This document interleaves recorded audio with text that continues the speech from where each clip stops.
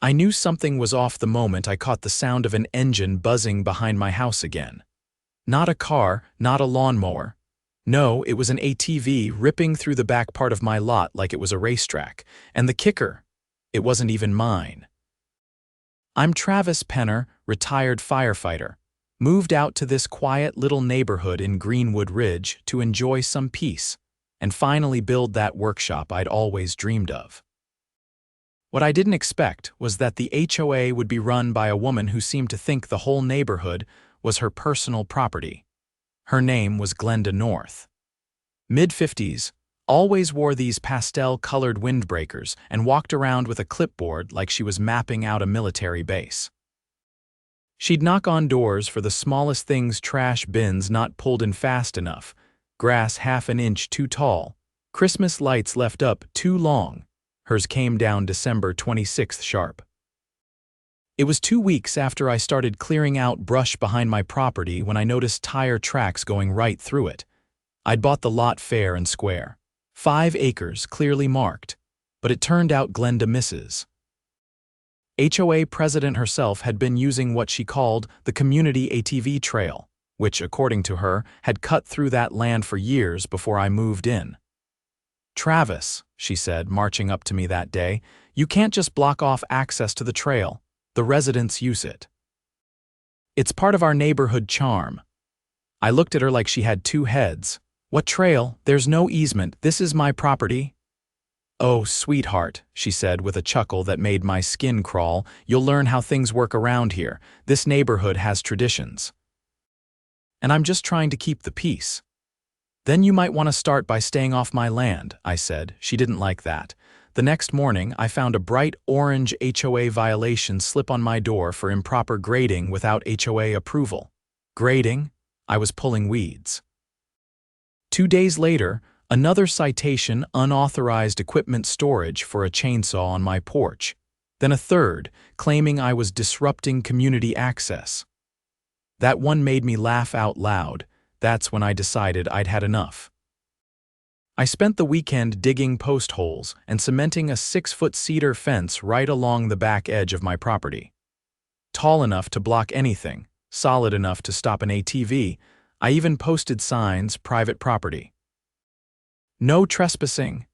The next morning, I was drinking coffee on the porch when I heard the buzzing of an ATV engine, then a sudden stop, then silence, then screaming. "What the hell is this, Travis?" I turned to see Glenda standing on the other side of the fence, helmet in hand, fuming like a busted pipe. "You built a fence across the trail. You have no right." I took a sip. "It's my land." "I have every right." She stomped around to the front of my house, banged on the door like she was trying to break it down. I opened it calmly. "You're in violation of HOA guidelines," she snapped, waving that same clipboard in my face. "You're interfering with community access and altering the landscape without authorization." "No," I said. "I built a fence on my land, and I've already checked the plat maps and the county records. There's no easement, no trail. You've been trespassing." Her eye twitched. "This is not over," she hissed. "You'll regret this." I closed the door in her face, but I knew better than to think that was the end of it. Glenda wasn't just mad, she was dangerous in that HOA seat, and the way she stormed off told me one thing: she was about to go nuts. The following Monday, I got a visit from a man in a wrinkled polo who introduced himself as Darren from the HOA's Compliance and Enforcement Committee. He didn't shake hands, just glanced at the fence and then pulled out a laminated sheet from a folder like he was about to deliver a sermon. "We've received multiple complaints," he began, his tone flat, "about a structure installed without architectural approval. According to Section 12, subsection B of the bylaws." "Stop right there," I interrupted. "That fence is on private land, not HOA land. There's no bylaw that governs what I build on my own property. I've confirmed that with county zoning." He blinked, caught off guard. "Regardless, the board has determined your fence presents a visual obstruction." "To what?" "Dear," he didn't answer, just folded the paper and left with a vague promise that I'd be hearing from the board soon. I figured it was a bluff. But Glenda didn't bluff. She escalated. That Friday, I came home from the hardware store to find that someone had spray painted a giant red X across one of the fence panels. Right in broad daylight. No note, no apology, just vandalism. I marched straight to the sheriff's office and filed a report. Deputy Whitaker came out, took photos, and asked if I had any enemies. I gave him Glenda's name. "She's the HOA president," I said. "And she's mad that her ATV shortcut got fenced off." He nodded slowly. "We've had complaints about her before. She likes to push boundaries, but this is criminal mischief. We'll take it seriously." I installed motion-activated floodlights that night and mounted 2 cameras, one aimed at the fence, the other covering the front yard. I made sure the signs were visible. The next weekend, I caught her on camera. At 6:30 in the morning, Glenda walked up to the fence in a tennis visor, holding pruning shears. She clipped 2 zip ties off the "No Trespassing" sign, then stood there staring at the camera like she was trying to will it to shut off with her mind. When it didn't, she turned around and walked away. I downloaded the footage, burned it to a thumb drive, and drove straight to the sheriff's office again. Deputy Whitaker reviewed it in silence. "She's trying to provoke you," he said. "But this confirms intent. That's tampering with posted notices. We can cite her." I wasn't after citations. I wanted her to stop. But the next HOA meeting told me she had something else planned. I showed up at the community hall that Tuesday evening, mostly just to make sure she wasn't rewriting rules behind everyone's back. I stood in the back, arms crossed, while Glenda stood at the podium in front like she was about to deliver a TED talk. "We've had troubling behavior from one of our residents," she declared, not naming me directly, "who has chosen to isolate their property in a way that disrupts the long-standing harmony of Greenwood Ridge. As such, the board is considering a special assessment to re-establish community access." A man in the audience raised a hand. "Special assessment? For what? You mean for that fence?" She forced a smile. "For restoring the trail system." "There is no trail system," I said loudly. Heads turned. "There's just a shortcut you've been abusing." Glenda narrowed her eyes. "You're out of order." "No, I'm a property owner, and if you try to charge me or anyone else for imaginary access across private land, you'll be in violation of state law." The room went quiet. A woman near the front whispered something to her husband. Someone else got up and left. After the meeting, I was approached by a guy named Miguel, who lived 2 doors down from me. Turns out, he'd been slapped with a fine for repainting his mailbox without prior approval. He said she tried to condemn his backyard. Shed 2 claimed it was non-conforming. The more we talked, the clearer it became. Glenda wasn't just petty. She was running the HOA like a private fiefdom. By the end of the week, I'd gathered a small group of neighbors who were just as fed up. Miguel, a retired schoolteacher named Darlene, and a couple who ran a landscaping business. We met in my garage, mapped out what we knew, and started digging. Darlene had kept all her HOA letters, every citation, warning, and reminder. Miguel had a copy of the original neighborhood covenants from 15 years ago, and I requested the last 5 years of HOA financials through a records request, which they were legally obligated to provide. When the documents arrived, they came in a battered manila envelope. No itemization, no receipts. Just vague line items like community maintenance and administrative travel. But one thing stood out. Over the past 2 years, more than $12,000 had been spent on what was listed as trail upkeep. There was no trail. I brought this to Deputy Whitaker, who raised an eyebrow. "That's bordering on misappropriation," he said. "If HOA funds were used for a feature that doesn't legally exist and residents were charged for it, that's a civil issue and possibly criminal." He gave me the card of a local attorney who specialized in HOA abuse cases. Her name was Carla Renshaw, and she was exactly the kind of person Glenda would hate. Carla met with us the next day. Tall, sharp-eyed, and blunt.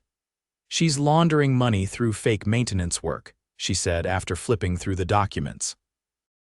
"And she's using her position to issue retaliatory fines. Illegal, unethical, and prosecutable." She helped us draft a cease and desist letter, which we sent certified mail. In it, we demanded the immediate halt of all fines, the release of trail-related expenditures, and the resignation of Glenda North as HOA president pending an internal audit. We also filed a formal complaint with the state HOA regulatory board. Carla submitted a petition to freeze all HOA discretionary spending until a third-party review could be conducted. Things were set in motion, but Glenda didn't step down. She dug in deeper. The next week, I received a letter, not from the HOA but from a lawyer representing them. It claimed that my fence violated an implied easement and demanded its removal within 10 days. Carla laughed when she read it. Implied easement. That only applies if there's no recorded access and shared use over decades. You've been here, 6 months? They've got nothing. But Glenda wasn't playing by the rules. That Friday, I came home to find 2 men in reflective vests standing at the fence line, measuring tape stretched across the posts. "Can I help you?" I asked, stepping out of my truck. "We're here to evaluate an easement dispute," one of them said, not making eye contact. "Who hired you?" "Greenwood Ridge HOA. "Where's your court order?" They didn't have one. I told them to leave, then called Carla. That night, she filed an emergency injunction. By Monday morning, a judge had signed off on it. Any attempt by the HOA to alter, remove, or assess my property would now be considered trespassing and subject to legal action. It should have ended there. Instead, Glenda did something that crossed the line completely. 3 days later, I woke up at dawn to the sound of chainsaws. I ran out back in my boots, still pulling on a shirt, and found 3 men cutting down trees inside my property line, not near the fence inside it, at least 20 feet in. "What are you doing?" I shouted. One of them shrugged. "We were told this was part of the trail clearing project." I called the sheriff. This time, Glenda didn't get a warning. By the time Deputy Whitaker arrived, I had photos, video, and the men's names. One of them admitted on camera that Glenda had told them the land was rezoned for public access. She hadn't just trespassed, she'd hired a crew to cause property damage under false pretenses. Glenda North was arrested that afternoon for criminal trespass, conspiracy to commit vandalism, and unauthorized land alteration. The HOA board tried to distance themselves from her immediately, but Carla wasn't finished. She filed a class action suit on behalf of 12 residents who had suffered under Glenda's rule, falsified violations, retaliatory enforcement, and unapproved spending. The court ordered a full audit. What they found made headlines in the local paper. Glenda had approved payments to a landscaping company owned by her nephew. Over $20,000 in trail maintenance for a trail that didn't exist. She'd been using HOA funds to pay for personal travel, including a so-called conference in Napa Valley that lined up suspiciously with her sister's birthday. The board was dissolved. A new election was held under court supervision. Carla helped us draft a new set of bylaws, ones that capped HOA power, required all expenditures to be publicly posted, and banned any one person from holding more than 1 term as president. As for the fence, it's still standing. Taller now with solar lights on top, and Glenda. She's banned from holding any HOA office in the state. Her trial's in 2 months. I plan to be there. Front row. The morning after Glenda's arrest, I stood on my porch with a thermos of black coffee, watching the fog lift off the tree line like smoke from a controlled burn. It was the first time in months the air felt still. But quiet doesn't always mean safe. Especially not when you've just cracked open a nest of snakes. By lunchtime, a man in a gray sedan parked across the street. He stayed inside for a solid 20 minutes before finally stepping out with a camera and snapping photos of my property, casually pacing along the edge of the road. Not the fence, not the trees, just my house. I walked out to the driveway, hands unclenched but ready. "You lost?" I asked. He barely looked up. "Just documenting for the record, public right-of-way." "Whose record?" No comment. He got back in his car and drove off. I called Carla. She told me to expect some pushback, especially if Glenda had help still embedded in the HOA. Power doesn't disappear, she said. It just looks for a new host. Later that week, we found out who hired the photographer. His name came up in the audit. He'd been listed as a property consultant paid monthly by the HOA for lot evaluations. Except he didn't have a license, and the state had no record of any filed reports. Carla submitted this to the judge overseeing the civil case, who widened the scope of the injunction to freeze all vendor contracts pending verification. That was when the real unraveling began. Turns out, Glenda had created a secondary bank account under the HOA's name, same address, same letterhead, but registered it with a different EIN. The funds were being siphoned monthly into this shell account and then used for purchases completely unrelated to neighborhood management. Receipts showed charges for boutique furniture, catered events, even a down payment on a high-end golf cart. She'd listed it as security patrol equipment.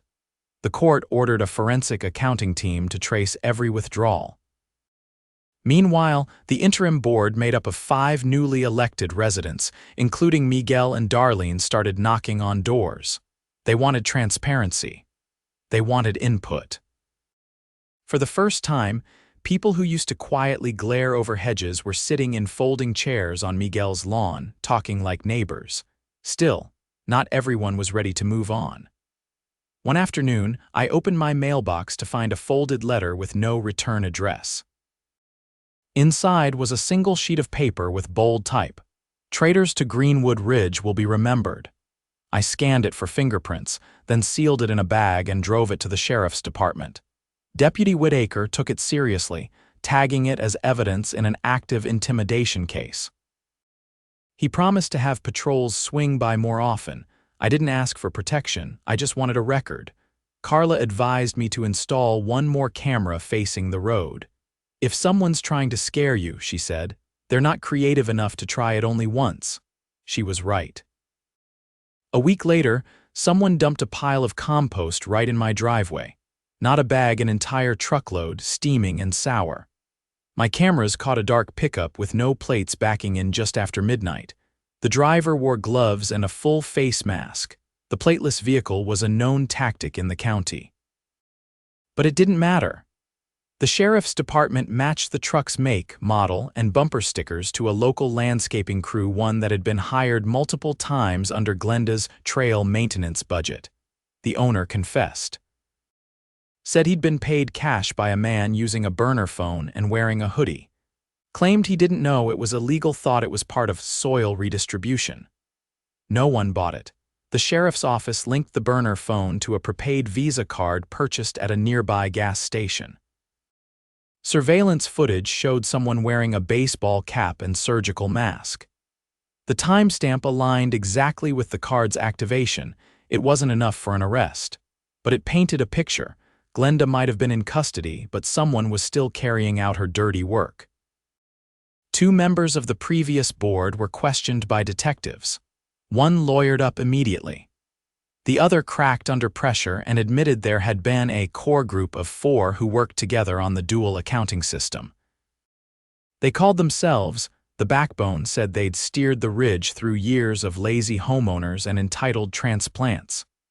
The detective told me later he'd never heard people talk about a cul-de-sac like it was a government agency. Charges were filed against all 4: embezzlement, fraud, criminal conspiracy, and intimidation based on the letter and the compost incident.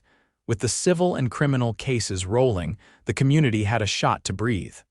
Carla, still sharp as broken glass, filed a motion to return all improperly collected fees to residents.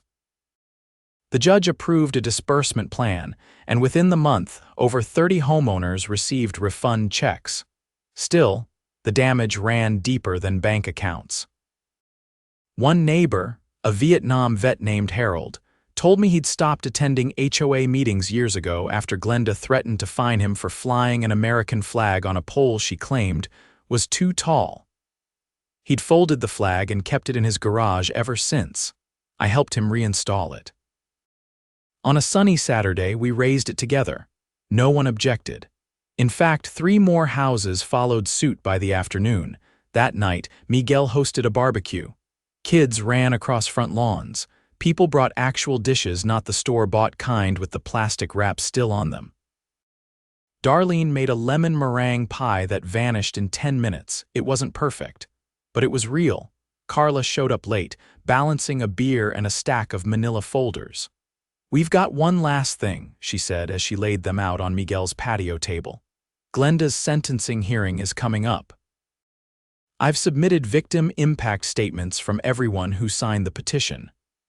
I added mine to the pile, not out of spite, not even for closure. But because silence had enabled her and I wasn't going quiet again, the hearing was set for early fall. A packed courtroom, even with the overflow room open. Glenda arrived in a tailored suit, hair pulled back tight, lips pressed into a straight line. She didn't look around, didn't acknowledge anyone. The prosecutor laid out the charges. The judge listened, expression unreadable. When it came time for Glenda to speak, she declined. Her attorney read a prepared statement about misunderstandings and overzealous leadership. None of it mattered. The judge sentenced her to 18 months in county jail with 5 years of probation. She was also ordered to repay over $50,000 in restitution and barred from serving on any residential board for life. The courtroom didn't cheer. It didn't need to. Afterward, as people filed out, I caught sight of Harold standing near the back. He nodded once. That was enough. "The fence still stands. I stained it last week, added a weatherproof seal, not for show. For permanence. No more trails across my land, no more silence. And no more Glenda North." The first snow fell early that December, blanketing Greenwood Ridge in a soft, deceptive quiet. Most of the neighborhood had already adjusted to the post-Glenda era. The new board held meetings in the open, decisions were posted on a community bulletin, and for the first time in years, homeowners were actually volunteering for committees. But there was one final thread left dangling, one that Carla warned might unravel more than we expected. During the court-mandated audit, a discrepancy emerged in the HOA's insurance filings specifically. A claim submitted under storm damage remediation 2 years prior. According to the paperwork, a freak windstorm had allegedly knocked down several trees along the so-called trail, requiring emergency debris removal and slope reinforcement. The payout, just under $58,000. Only, the weather records for that entire month showed mild conditions, no storms, no downed trees. And the contractor listed on the invoice. A company that didn't exist. Carla leaned back in my garage one evening, flipping through the printed documents with a visible chill in her eyes. "This isn't just mismanagement," she said. "This is insurance fraud, and a big one, which means federal charges." She handed me a page with the contractor's name, Ridgeview Terrain Solutions. A P.O. box in another county, no website, and no business registration. But the bank account attached to the deposit trail, that was real. And it had been opened under the name of a man we'd never encountered before, Matthew North, Glenda's ex-husband. We didn't even have to dig. A subpoena followed by a quiet investigation from the state's Insurance Fraud Bureau led right to the source. Matthew had signed off on the invoice using a forged contractor license and withdrew the funds in 3 separate cashier's checks over the following month. One of those checks, as it turned out, had been used as a down payment on the very house Glenda had been living in rent-free for the last 2 years. The fraud unit coordinated with the sheriff's department and the district attorney's office. Glenda, already awaiting her sentencing in county jail, was now facing an entirely new round of charges, this time joint with her ex-husband. A grand jury indicted both for felony insurance fraud, wire fraud, and conspiracy to commit financial crimes. The state froze the assets connected to the fake company. Their house, still technically under Matthew's name, was seized for restitution. The court ordered a new round of victim compensation for HOA members, this time to be paid out of the recovered assets. At the next board meeting, held in the firehouse community room due to weather, Carla stood at the front beside Miguel and Darlene, who now chaired the finance subcommittee. I sat in the back with Harold, who had taken to attending every meeting since raising his flag again. Carla gave a full update on the charges, the seizure, and the expected restitution timeline. This level of deception, she said, couldn't have happened if no one had dared to question it. It took one fence to stop the wrong people from treating this entire neighborhood like their playground. After the meeting, a few newer residents approached me in the parking lot. One of them, a young nurse named Erica, had just moved in after Glenda's arrest. She said she'd read the court documents online and couldn't believe how deep it all went. "I bought here because it felt peaceful," she said, her breath visible in the cold. "Now I know why it actually is." I didn't say much, just nodded, thankful she'd never have to deal with the circus we did. By mid-January, snow gave way to sleet and mud, and I figured it was time to reinforce the base of the fence. I spent a weekend mixing concrete and replacing a few boards that had warped from the weather. While I worked, I noticed a boy maybe 12 watching from across the street. He eventually came over, curious about the tools. "You built the whole thing yourself?" "Most of it," I said, handing him a pair of safety glasses. "Want to help hold the next board while it sets?" He did. His name was Connor, and he and his mom had moved in 2 months back. He didn't know anything about Glenda or the fake trail or the years of intimidation. All he saw was a guy building something solid. By spring, the HOA had fully transitioned. The bylaws Carla helped us write were now ratified. Any major decision required 2/3 approval from homeowners. All financial records were published monthly, and the new treasurer Darlene had even enrolled in an accounting course to better manage the books. The sheriff's office closed their final case file on the HOA corruption in April. Deputy Whitaker stopped by one afternoon while I was oiling the hinges on the gate. "Thought you'd like the update," he said, arms crossed as he leaned on the truck. Matthew pled guilty. Glenda too, no trial, just sentencing next month. They're both looking at serious time. I asked what kind of sentence they were facing. States recommending 10 years. No parole for the first 5, restitutions locked in. I thanked him. He didn't linger. The day of sentencing, Carla and I drove up to the county courthouse together. The courtroom was fuller than I expected. Not packed, people had moved on, but enough to remind the judge that this wasn't a victimless scheme. Glenda looked smaller than I remembered. Not physically, just reduced. Her posture was stiff, but the fire she once wielded like a baton was gone. Matthew looked as though he'd never expected to actually face a courtroom. The judge was firm. "You used your position and your knowledge of legal gray areas to steal from your neighbors. You manipulated people who trusted you and turned a community association into a personal revenue stream." He sentenced both to 8 years. No early release, full restitution, a lifetime ban on holding any position of financial authority in any organization. Outside, the air was warm with early summer. Carla handed me a copy of the court order folded neatly. "You did more than build a fence," she said. "You built a case." I didn't need to respond. She already knew, back in Greenwood Ridge, the last traces of the Glenda era had been scrubbed clean. The trail, if you could even call it, that was now overgrown. Nature reclaimed what was always hers. We turned the stretch behind my fence into a pollinator garden, native flowers and shrubs attracting bees and butterflies. Connor helped me build the raised beds. His mom dropped off lemonade and cookies while we worked. One afternoon, as we planted milkweed along the edge, he asked why I'd put the fence up in the first place.